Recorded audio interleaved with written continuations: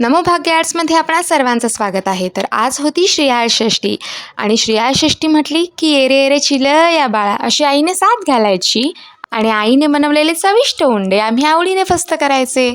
तर मग हे उंडे बनवण्यासाठी प्रामुख्याने भात आणि पालेभाजी लागते. तर आईने मेथीची भाजी बनवली होती.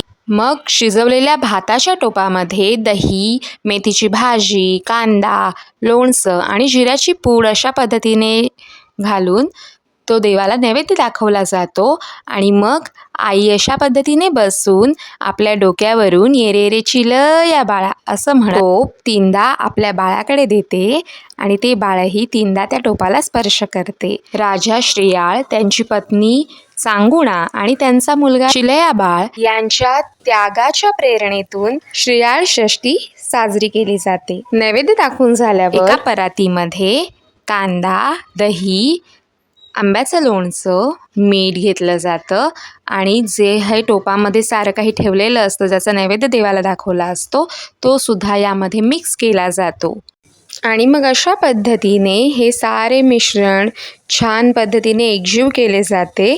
सर्व मिश्रण व्यवस्थित पद्धतीने एकजीव झाले की त्याचे गोलाकार आकाराचे असे लाडू समान उंडे बनवले जातात आणि याला उंडे म्हणून संबोधिले जाते. हे उंडे अतिशय चविष्ट असतात आणि ते उंडे बनवल्यावर आता हे तुम्ही पाहू शकता अशा पद्धतीने हे उंडे बनवले जातात. 5 किंवा 7 उंड्यांचा नैवेद्य दाखवला जातो.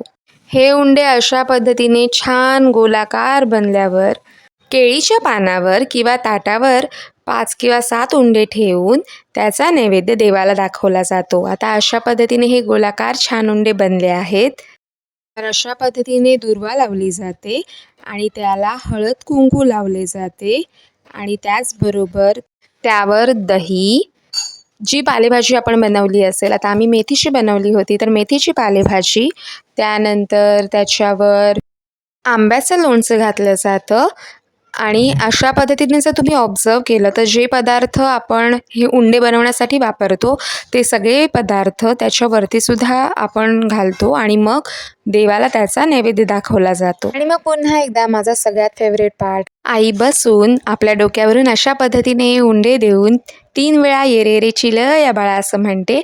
मग 3ही वेळा हात लावून झाल्यानंतर प्लेटमध्ये उंडा देते आणि तो उंडा घेऊन मी तो फस्त करण्यासाठी खायला सुरुवात करते. तर अशी ही माझ्यासारख्या खाद्यप्रेमींची आवडती परंपरा आणि ज्याला एक भक्तिमय असा आशयही आहे आणि त्या दिवशी बनवले जाणारे चविष्ट उंडे. कोकणात तर आम्ही अशा पद्धतीने साजरं करतो.